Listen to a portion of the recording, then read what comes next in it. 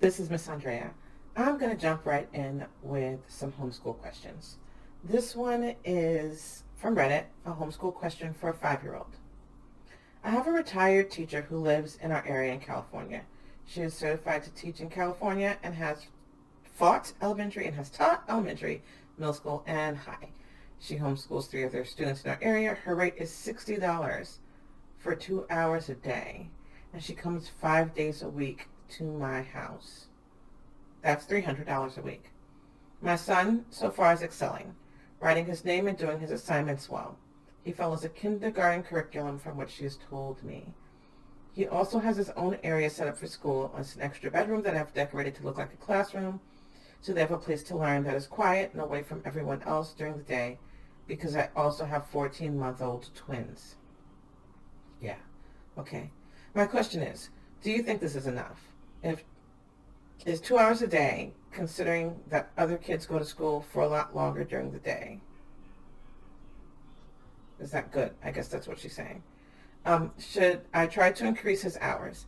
His homeschool teacher tells me he's doing very well and that he's focused for those 2 hours with a small 15-minute break. He's retaining the information a lot quicker as he grows up, and then she will increase hours. But what do you all think? I don't think a kindergartner needs a $300 a week teacher. I think 2 hours a day is the right amount of time to homeschool someone that young. I understand that it's done because there are 14-month-old twins in the house, and sometimes what happens is those younger children take all of the parental bandwidth, and then the school-age child ends up with a slow start. So I get it. But I really dislike it when someone says that they're homeschooling a pre-K student, or when someone says they're homeschooling a kindergarten student. What are you going to pay for grade 6? Like, that just seems way over the top. You could literally pay a high school student to teach a kindergartner. So what you have created here is not homeschool. It is a private school in your home. And because your child is alone, it's a very solo, lonely private school in your home. I don't know. Something about it just really, really bugs me. And just because you have the money doesn't mean that you should spend it like that. So apparently this person has 2 sets of twins in the house. 14-year-olds and 14-month-olds. Getting a lot of mixed messages. The story's not staying straight. So is someone saying this could be a trolling situation? Like, $300 a week. That's too much. 3 times 4 is 12. It's $1,200 a month. Why not just send the child to a private preschool program where they could do the same with other kids? I mean, if you're going to give them that formal of an education, let them go to school. So, that said, what does a kindergartner need? Not a lot. It should be an extension of the preschool years. A book that I enjoyed was, like, the book's called What Your Kindergartner Needs to Know. What Your Kindergartner Needs to Know by Hirsch, Hirsch, something like that. That's just a really good book. It tells you everything a kindergartner needs to know. Things like the nursery rhymes they should be familiar with, little poems they should learn, little songs they can learn, their basic spelling, writing, math, and things like that. So I'm going to back up to Reddit and see if I can find another question. I don't know. It's too much. Like, that's a lot. That's a lot. So the amount of time is correct. The fact that you're paying someone that much money when you won't need an expert until your son hits 5th or 6th grade just seems wasteful to me. How was the process moving in and out of homeschool in Colorado? Colorado government websites make it seem onerous. We're considering moving from Texas. We have a 6-year-old starting kindergarten in August. We have a 2-week international trip planned in September to attend a family wedding. In Texas, it seems fairly easy to unenroll him and then homeschool him for 2 weeks and then re-enroll? One simple notice form, very little documentation, minimal legal risk. Would this even be possible or advisable in Colorado? Homeschooling a whole semester is probably not for us.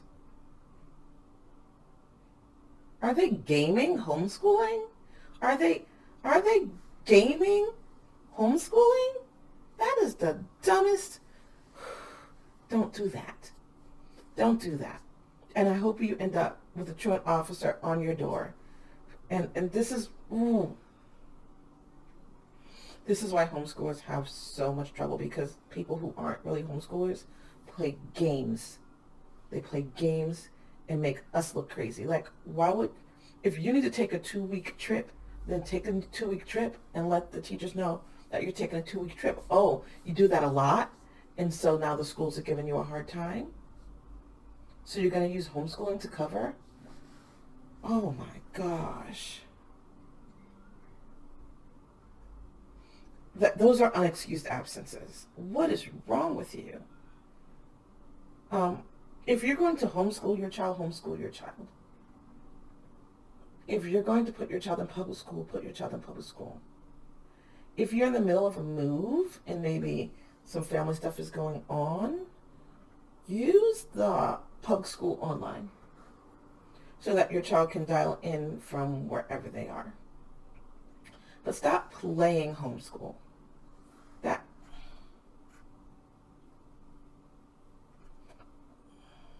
the craziest. Oh God, that's two that made me mad. What do we have? What else do we have? Honest homeschooling question.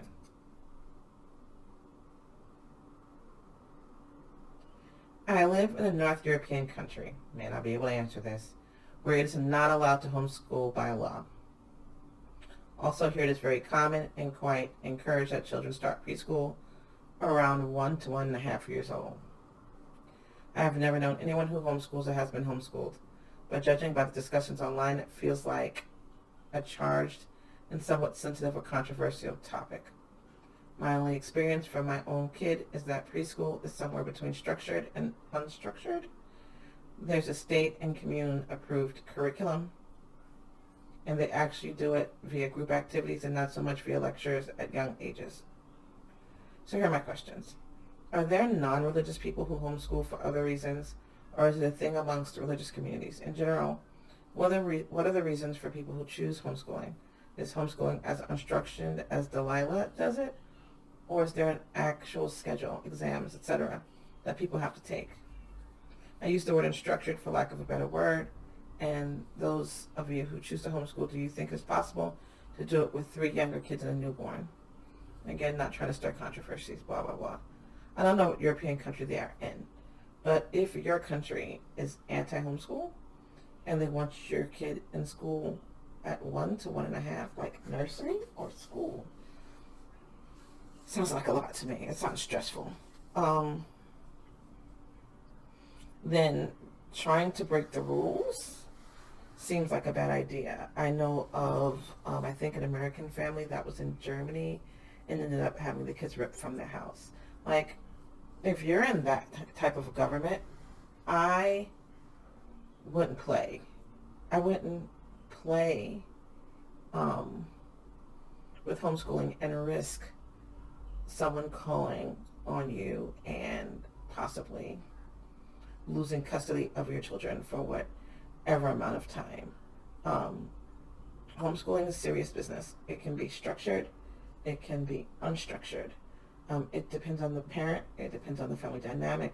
It depends on how agreeable the child is. But in my experience, anybody can homeschool as long as you find what works for your family. Um, but if it's not allowed, like if it's not allowed, please don't do it. Please don't do it if it's not allowed. Wait. If people in your country are starting to turn on to it, wait. Now, my recommendation, and this is something I've seen a lot of American families do, is they send their child to school, and then when they get home, maybe during breaks, maybe during summer, whatever, they spend time supplementing the child's education with things that they also want the child to know, or things that the child did in school that maybe didn't do great at. Maybe this is a good time for the parent to review. So if you feel your child's education is getting shortchanged, I highly recommend doing some homeschooling in non-school hours, on non-school days, and things of that nature. So, yeah, these were some really wild questions today. So, till next time.